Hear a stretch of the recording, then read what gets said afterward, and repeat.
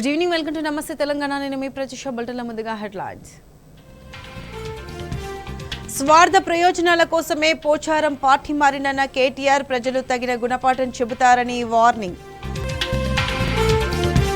లక్ష రుణమాఫీ కాని రైతులే లక్షల మంది ఉన్నారన్న పెద్ది, అందరికీ అమలు చేసే వరకు వదిలేది లేదని హెచ్చరిక. బీఆర్ఎస్ నేత శ్రీధర్ రెడ్డి హత్య జరిగి 3 నెలలు, ఇంతవరకు హంతకుడిని పట్టుకోలేదని నిరంజన్ రెడ్డి ఫైర్. మంత్రి అతిషి జెండా ఎగరేయాలని ఢిల్లీ ఆప్ సర్కార్ నిర్ణయం, హోంమంత్రి పతాక ఆవిష్కరణకు లెఫ్టినెంట్ గవర్నర్ ఆదేశం.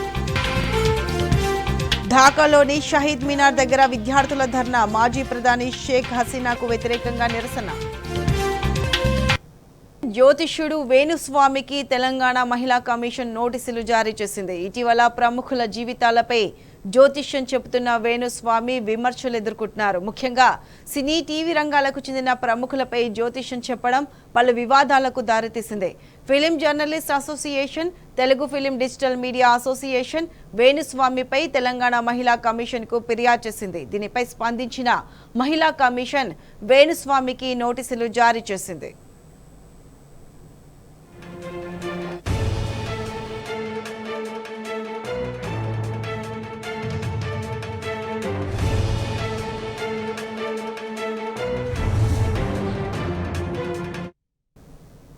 రైట్, ఇదే అంశానికి సంబంధించి పూర్తి అప్డేట్స్ మా ప్రతినిధి భాస్కర్ అందిస్తారు. గుడ్ ఈవినింగ్ భాస్కర్, చెప్పండి. వేణుస్వామి ఇలా సెలబ్రిటీల గురించి, వాళ్ళ పర్సనల్ విషయాల గురించి బహిర్గతంగా సోషల్ మీడియాలో అనౌన్స్ చేయడం వల్ల ఆయనపై కేసు కూడా జారీ చేసినట్లు తెలుస్తుంది. దీనికి సంబంధించి పూర్తి అప్డేట్స్ ఏంటి? Good evening Pratisha. వేణుస్వామికి తెలంగాణ మహిళా కమిషన్ నోటీసులు పంపించింది. 2022న కమిషన్ ముందు హాజరు కావాలని నోటీసులో చాలా క్లియర్ గా మహిళా కమిషన్ పేర్కొంది. అయితే దీనికి సంబంధించి గతంలో టాలీవుడ్ హీరోకి సంబంధించినటువంటి నాగ చైతన్య, సమంత వివాహంపై ఆయన కామెంట్ చేస్తూ నేను తొందరలోనే విడిపోతారని చెప్పారు. ఆ తర్వాత ఇప్పుడు జరిగినటువంటి శోభితా ధూళిపల్ల, అదేవిధంగా నాగ చైతన్య వివాహానికి సంబంధించి వివాహం అయిన రోజే ఆయన చెప్పడం జరిగింది వీళ్ళిద్దరు కూడా విడిపోతారని.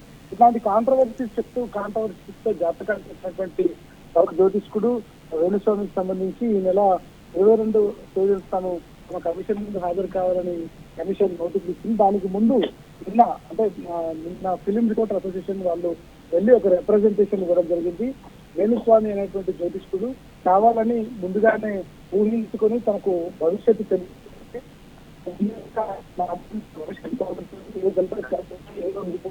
ఎవరు భవిష్యత్తు ఎట్లా ఉండబోతుంది, ఇది కావాల్సి అమ్మవారి దగ్గర వ్రతం ఇస్తే ఎట్లాంటి దోషాలు కలిగిపోతాయి, వాళ్ళందరూ కూడా ఎట్లా ముందుకు వెళ్తారు, వాళ్ళ వ్యాసం ఎట్లాంటి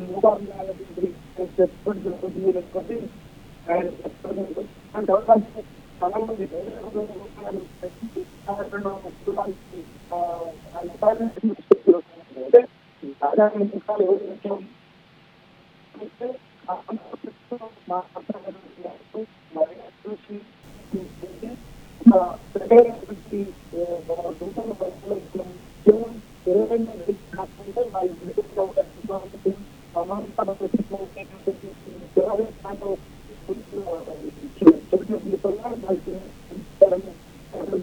రైట్ రైట్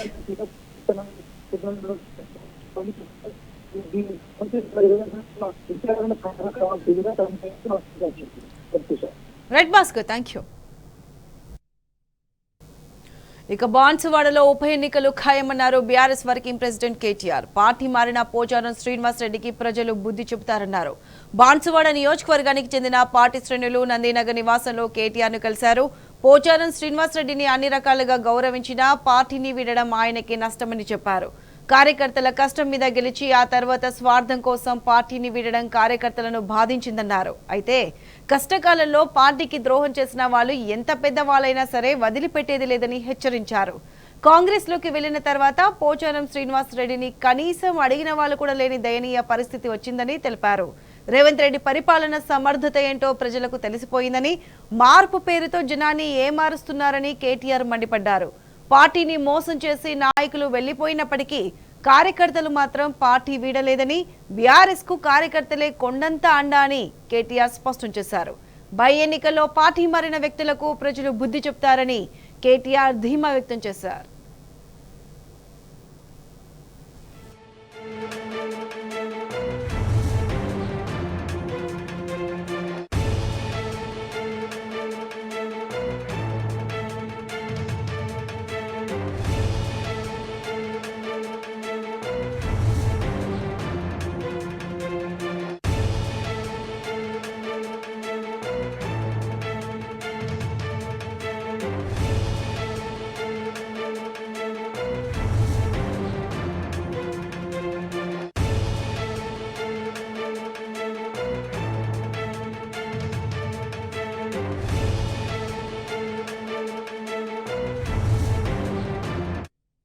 మళ్ళా బీఆర్ఎస్ పార్టీ చాలా బలంగా ఉంది. స్థానిక సంస్థలో బీఆర్ఎస్ పార్టీ మన కేటీఆర్ గారు రాష్ట్ర వర్కింగ్ ప్రెసిడెంట్ ఆశీస్సులతోని బాన్సోడపై వస్తామన్నారు. ఈ వచ్చే నెలను ఆహ్వానం పలికినాం. వచ్చే నెలన వస్తామన్నారు, ఖచ్చితంగా వస్తామన్నారు. ఒక భారీ ఎత్తున అక్కడ మీటింగ్ పెడతాము, కార్యకర్తలు గ్యాదర్ చేస్తాము. బాన్సోడ పట్టణంలో టౌన్లో పెద్ద మీటింగ్ పెట్టి కేటీఆర్ గారి ఆశీస్సులతో పెద్ద మీటింగ్ సక్సెస్ చేస్తాం. బాన్సోడ కాన్స్టిట్యూన్సీలో బీఆర్ఎస్ పార్టీ చాలా బలంగా ఉంది లేదని కొందరు అనుకుంటున్నారు. ప్రతి కార్యకర్తలు, ప్రతి ప్రజలు కేసీఆర్ ఉంటే బాగుండే మాకు అన్నీ వస్తున్నాయని చాలామంది బాధపడుతున్నారు. కాంగ్రెస్కు ఓటేసిన దానికి చాలా మనవాదం చెందుతున్నారు. ఇప్పుడు ఎలక్షన్ పెట్టిన బీఆర్ఎస్ పార్టీ బ్రహ్మమైన కేసీఆర్ బొమ్మతోనే గెలిచేస్తారని గ్యారెంటీ చెప్పగలుగుతున్నాం. తెలంగాణ రాకముందు ఇప్పుడు ఇక్కడ ఎవరైతే వచ్చారో అసలు శిక్షణ కార్యకర్తలం అప్పుడు తెలంగాణ రావడానికి ఎంత కష్టపడ్డామో మళ్ళీ టీఆర్ఎస్ గవర్నమెంట్ రావడానికి మా బాన్సోడ నియోజకవర్గ పక్షాన ఇక్కడ ఉన్న కార్యకర్తలము మరీ చెప్తున్నాము. టీఆర్ఎస్ జెండా రెపరెప రాలేటట్టు చూస్తామని మేము ఖచ్చితంగా గంటాపదంగా చెప్తున్నాము. మాకు ఇక్కడ కేటీఆర్ గారు గట్టిగా చెప్పి పంపుతున్నారు. మేము ఏదైనా సరే మీ వెనక మేము ఉంటాం. బాన్సోడ నియోజక పరులకు ఏ కష్టం వచ్చినా ఏదొచ్చినా మీరు తెలంగాణ భవన్కు రండి, ఎల్లవేళలా మిమ్మల్ని మేము కాపాడుకుంటామని చెప్పేసి కేటీఆర్ గారు మాకు మాట ఇవ్వడం జరిగింది. పోచారము ఒక పార్టీ కారు గుర్తు మీద గెలిచి కాంగ్రెస్ పోటీ ఎంత క్రికెట్ ఒక గరీబ్ గాడు పోయినట్టు లెక్క. లక్పతి కోటీశ్వరుడు లక్ష్మీపుత్రుడు అన్నావు. నీకు కేసీఆర్ నీకు పక్క పెద్ద కొడుకు చూసిండు. ఏం చూసినా మేము ఎడిపోవాలా? పార్టీ కోసం ఉన్నోళ్ళం. రైతు బంధు ఆడున్నది. కళ్యాణ లక్ష్మి మేము ఇచ్చింది 20 లక్ష రూపాయలు తులా మంగారం ఇస్తే తీసి మార్కాడి. నువ్వు 2000-4000 ఇస్తే కాంగ్రెస్ తీసి మార్కాడి. మేము ఇచ్చినాయి అన్నీ కేసీఆర్ ఇచ్చినాయి. రైతు బీమా, రైతు 5 లక్షల రూపాయలు పంట రుణమాఫీ వాళ్ళు ఇచ్చారు. ఇప్పుడు నాకు ఏం లేదు కదా. రేంద్ర రెడ్డి ఏం చేసినాను? వాగ్దానాలను పెట్టి మోసం చేసి ప్రజల మోసం తప్ప ఏం లేదు. అభివృద్ధి కోసం కొన్ని వేల డబుల్ బెడ్రూమ్ ఇచ్చాడు. ఆయన పేరు చెప్పుకొని ఈయన మోసం చేసి పోచారు. నేను ఇచ్చిన యాడికి ఇచ్చాడు? కేసీఆర్ ఇచ్చిన పాపం. కేసీఆర్ ఇస్తే కొన్ని వేలు. केसीआर साहब जब से टीआरएस पार्टी में हैं और हमारे को अभी तक हर चीज़ सहूलत से हमारे को पहुंची है. और अब जो हो रहा है और बांसवाड़े के अंदर जो पार्टी हमारे पोचाराम साहब चेंज कर दिए ना, बहुत हालात हमारे सही नहीं है. और तेलंगाना में बीआरएस पार्टी में हम रहेंगे. और जो हमारी जो भी सहूलत हमारे को पहुंची है बीआरएस पार्टी से चाहिए हुए, घर आया, प्लाट आया, लोन आया, बीआरएस पार्टी से आया. हम कार्यकर्ता सीनियर है और हर हाल में अभी इलेक्शन भी लगाएंगे तो हम बराबर बीआरएस पार्टी को हम बराबर कंपल्सरी 100% हम जिता के छोड़ेंगे. जय तेलंगाना. ప్రభుత్వ భూములు కబ్జా చేసిన, అక్రమ నిర్మాణాలు చేపట్టిన కఠిన చర్యలు తప్పవన్నారు హైడ్రా కమిషనర్ ఏవి రంగనాథ్. హైదరాబాద్ వనస్థలిపురంలోని ఆఫీసర్స్ కాలనీలో 400 గజాల కబ్జా స్థలాన్ని ఆయన పరిశీలించారు. దాదాపు ఏడాది క్రితం కబ్జా చేసి నిర్మాణాలు చేపట్టారని స్థానికులు ఏవి రంగనాథ్ దృష్టికి తీసుకొచ్చారు. క్షేత్రస్థాయిలో పరిశీలించిన ఆయన అక్రమ నిర్మాణాలను కూల్చివేయాలని అధికారులను ఆదేశించారు. ఆ తర్వాత ఆంధ్ర కేసరి నగర్లోని బతికమ్మ కుంట వద్ద అక్రమ నిర్మాణాలను కమిషనర్ పరిశీలించారు. హయత్ నగర్లోని హత్తిగూడ చెరువు కబ్జాను పరిశీలించి చర్యలు తీసుకుంటామని స్థానికులకు భరోసా ఇచ్చారు.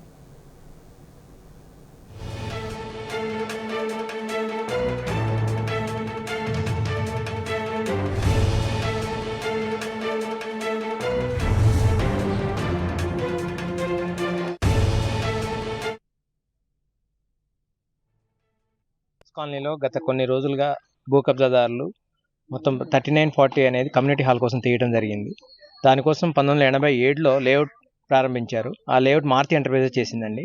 చేసిన దాంట్లో ఆ లేఅవుట్లో ముఖ్యంగా గిఫ్ట్ డీడ్ అని రాసింది. గిఫ్ట్ డీడ్ అంటే ఒక సొసైటీ నుంచి ఇంకో సొసైటీకి వెళ్ళాలి, కానీ ప్రైవేట్ వ్యక్తులు వచ్చి రిజిస్ట్రేషన్ చేసుకొని అక్టోబర్ 10వ తారీఖున పోయిన 2023 కొంతమంది వ్యక్తులు దాంట్లో కబ్జా అయ్యి మొత్తం ఆక్రమణ చేసుకొని ఇల్లులు కట్టేశారండి.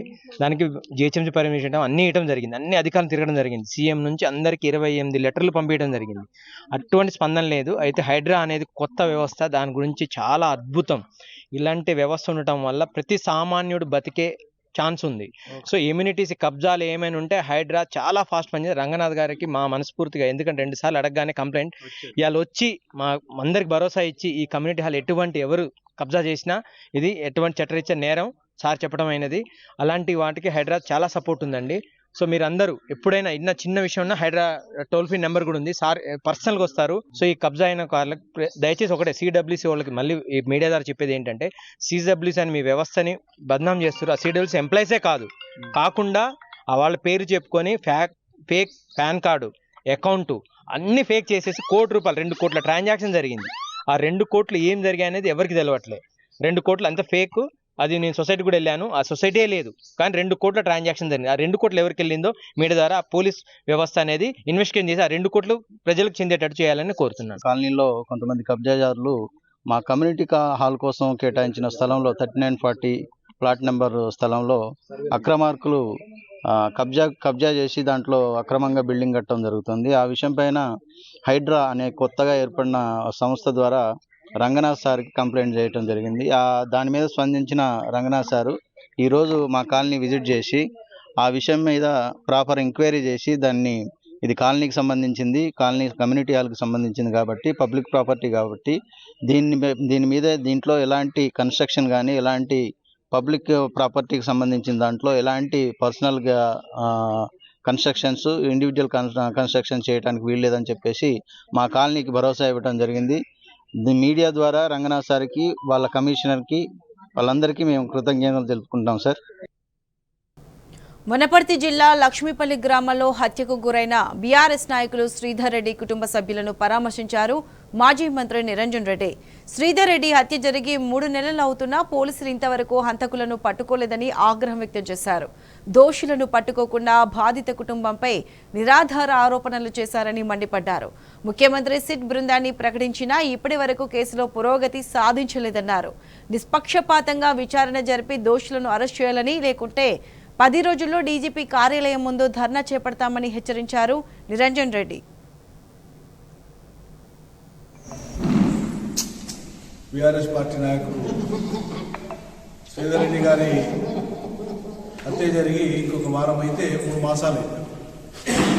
మే 22వ తేదీ రాత్రి జరిగింది, తెల్లవారితే 23. జూన్, జూలై, ఆగస్టు ఇలా దాదాపు 3 మాసాలు కావస్తుంది. అంతకంటే ముందు హత్య జరిగినప్పుడు స్వయంగా మా పార్టీ వర్కింగ్ ప్రెసిడెంట్ కేటీఆర్ గారు వచ్చిపోయినారు. 4.5 కిలోమీటర్ల యాత్రలో, అంతిమ యాత్రలో పాల్గొన్నారు. వారి భౌతిక గాయాన్ని ఊరికి తీసుకెళ్లేటువంటి టైంలో కుటుంబాన్ని ఓదార్చడానికి వచ్చిన సందర్భంలో వీలైనంత తొందరగా ఈ హత్య మిస్టరీని మేము ఛేదిస్తామని చెప్పి పోలీసులు చెప్పినారు. మరి ఇవాళకి 3 మాసాలు కావస్తుంది. తల్లిదండ్రులు వాళ్ళ ఫిర్యాదులో విషయాలు రాసిస్తే కూడా మీరు ఇట్లా రాస్తే మేము తీసుకోం, ఇంకోలాగా రాసి తీసుకురావాలని పోలీసులు చెప్పడమే వాళ్ళ పక్షపాతానికి ఒక నిదర్శనం. ఆ రోజు నుంచి మొదలు పెడితే తొలి రోజుల నుంచే విచారణను పక్కదో పట్టించేటువంటి విధంగా అధికారులు పొందలేని మాటలు మాట్లాడడం, పోలీసు అధికారులు. ప్రభుత్వం అనేది ఒకటి ఉంది, చట్టబద్ధ పాలన అనేది ఒకటి ఉంది రాష్ట్రంలో. అది మంత్రిమండలి బాధ్యత వహిస్తుంది. దానికి ప్రభుత్వం అంటేనే మంత్రిమండలి. మేము బాధ్యత తీసుకుంటాం, దోషులు ఎవరో తేల్చేటువంటి విధంగా ప్రభుత్వం చర్యలు తీసుకుంటుందని మాట్లాడాల్సింది పోయి, అంటే మీరు ఒక రాజకీయ ప్రేరేపితంగా బీఆర్ఎస్ పార్టీకి సంబంధించిన కేసీఆర్ను ఇంకెవరినో కనెక్ట్ చేయాలా దీనికి అనేటువంటి ఒక మీ పాచికలలో భాగంగా మీ సొంత పోలీసులనే మీరు ఇలా జైల్లో పెట్టిండ్రే. మరి ఒక మర్డర్ జరిగితేనంటే ఇందులో దోషులను తీసుకురానికి చేత కాదా మీకు? ఎందుకు చేత కాదు అంటే మీ ఉద్దేశం సరిగా లేదు. నిష్పక్షపాతంగా విచారణ చేసి ముద్దాయిలను కోర్టుకు పట్టేయాలని లేదు. కాంగ్రెస్ సర్కార్ తీరుపై మండిపడ్డారు మాజీ మంత్రి శ్రీనివాస్ గౌడ్. 4 నెలల నుంచి పాల బిల్లులు చెల్లించక పాడి రైతులు నానా ఇబ్బందులు పడుతున్నారని చెప్పారు. తెలంగాణ డైరీని బొందపెట్టి ఆంధ్ర డైరీలను పెంచి పోషించే కుట్ర కాంగ్రెస్ చేస్తోందని ఆగ్రహం వ్యక్తం చేశారు. పాడి రైతులకు ఇవ్వాల్సిన బకాయిలను 15 రోజుల్లో చెల్లించకుంటే పెద్ద ఎత్తున ఉద్యమిస్తామని శ్రీనివాస్ గౌడ్ హెచ్చరించారు. తెలంగాణలో హాస్టళ్ల పరిస్థితి చూస్తే హాస్టల్లో చనిపోతున్నారు, వ్యాధులు వస్తున్నాయి, పట్టించుకోవడం లేదు. యూనివర్సిటీలలో చూస్తేనేమో రిక్రూట్మెంట్ లేదు, కష్టాలు అవుతున్నాయి, కనీసం కాంట్రాక్ట్ లెక్చరర్ తీసుకుంటలేరు. కానీ ఇంకా మాకన్నా బ్రహ్మాండం చేస్తారు అనుకున్నారు. ఇలా చూస్తుంటే ఇప్పటివరకు డిఏ లేదు, పిఆర్సీ లేదు, ఏది లేదు. మా ఉద్యోగులు కూడా ఈరోజు కార్యాచరణ స్టార్ట్ చేస్తూ ఉన్నారు. సంతోషం, అది తెలిసిపోతుందో ఏ ప్రభుత్వం ఎట్లా అనేది. 4 నెలలకు ఒకసారి ఇచ్చిర్రు, మరి ఇప్పుడు 4 నెలలైంది. 4 నెలలైనా పాలు వచ్చే పాలు రైతులకు డబ్బులు ఇవ్వకపోతే ఆ రైతు ఎట్లా బతుకుతాడు? బర్రెలకు ఆవులకు దాన ఎక్కడి నుంచి కొనేస్తాడు? ఒక హైదరాబాదులోనే 30 లక్షల లీటర్లు అవసరం ప్రతిరోజు. కానీ ఇవాళ తెలంగాణ పాలు 5 లక్షల వరకు కూడా వీళ్ళు చేయలేకపోతున్నారు. 30 లక్షలు రోజు ఖర్చు పెట్టే ఈ హైదరాబాదులో ఉన్న 5 లక్షల లీటర్లు కూడా మీరు డబ్బులు ఇస్తలేరంటే మరి మిగతా 20 లక్షల లీటర్లు ఎక్కడి నుంచి వస్తున్నాయి? పాలు కల్తీవా మంచివా? ఏ రాష్ట్రం నుంచి వస్తున్నాయి? ఈడ పాలు విండి ఉదయం విండి గంట లోపల మీకు పాలు ఇచ్చే రైతును వదిలిపెట్టి ఈ రైతులను డబ్బులు ఇవ్వకపోతే తెలంగాణ డైరీ మూసేయాలనే కుట్ర ఇది. తెలంగాణ డైరీని పుయ్యాలి, ఆంధ్ర డైరీని పెంచాలి. ఇలా గుంటూరు నుంచి విజయవాడ నుంచి పాలు వస్తున్నాయి. ఆ పాలు మంచి పాల కల్తీ పాల ఎవరిని తెలుసు? వాళ్ళకు కూడా జనాభా వస్తుంది కదా. మరి వాళ్ళకు కూడా అంత జనాభా ఉన్న దగ్గర అంతకన్నా ఉత్పత్తి పాలను ఎవరైనా విశ్లేషించినరా? అంతకుముందు టీవీలో యూరియాతో తయారు చేస్తున్నారు, పౌడర్తో తయారు చేస్తున్నారని చెప్తున్నారు. మరి ఇలా క్యాన్సర్ రోగాలు వస్తున్నాయి, రకరకాల జబ్బులు వస్తున్నాయంటే పాల నుంచి కూడా, కల్తీ పాల నుంచి కూడా క్యాన్సర్ వస్తుందని చెప్పి డాక్టర్లు చెప్తున్నారు. మరి ఆ పాలు కల్తీ పాలు తెచ్చి హైదరాబాద్లో దాపుతున్నారు. ప్రజల ఆరోగ్యం విషయం ఇది, ప్రాణాలు పోయేటి. చిన్నపిల్లలు తాగుతారు ఈ పాలు. ఇవాళ పుట్టిన పిల్లలు కూడా ఈ పాలు పోస్తున్నారు, ఈ పాలు దాపుతున్నారు. విషపూరితమైనటువంటి పాలు దాపి ప్రజలను ప్రాణాలు పోగొట్టడానికా మీరు ఇతర రాష్ట్రాల డైరీని ప్రోత్సహించడం? తెలంగాణ డైరీని బొందబెట్టి ఆంధ్ర డైరీని పైకి లేపడానికా? చాలామంది కన్ఫ్యూజ్. విజయ డైరీ ఏంది? తెలంగాణ డైరీ ఏది? తెలంగాణ పాలు ఉత్పత్తిని పెంచకుండా, తెలంగాణ డైరీకి ప్రోత్సాహాలు ఇవ్వకుండా, మేము ఉన్నప్పుడు బర్రెలు ఇచ్చేది, ఇన్సెంటివ్స్ ఇచ్చేది, 4 రూపీస్ ఇన్సెంటివ్స్ ఇచ్చినాం లీటర్కు. బర్రెల దానకు సకాలంలో దానం సప్లై చేసేది, బర్రెలు ఇచ్చేది, ఆవులను పంపించేది, సబ్సిడీ కింద సప్లై చేసేది. మీరు సబ్సిడీ పోయింది, దాన పోయింది, సొంతంగా రైతు చెమటొడిచి కష్టపడి దానా గడ్డి కోసుకొచ్చి వేసి పాలు పిండి పాలు ఇస్తే పాలు ఇచ్చిన పైసలకు కూడా మీరు ఇవ్వట్లేదు. వీళ్ళ కష్టార్జితంతో పాల పౌడర్ తయారు చేసిండ్రు. గోడౌన్లో గీ ఎందుకు మార్కెటింగ్ చేస్తారు? ఉట్టిగా మురుగబెట్టి మొత్తం టోటల్గా అది కొలాప్స్ చేయకన్నా యాదాద్రికో, తిరుపతి దేవస్థానంకో, వేములవాడ దేవస్థానంకో ఉద్ధరించేనా కాపాడండి. 10 రోజులలో బిల్లులు చెల్లించాలి. లేనట్లయితే ఖచ్చితంగా పెద్ద ఎత్తున మొత్తం 33 జిల్లాల ఉన్నటువంటి పాడి రైతులతో పెద్ద ఎత్తున ధర్నా కార్యక్రమం నిర్వహిస్తాం.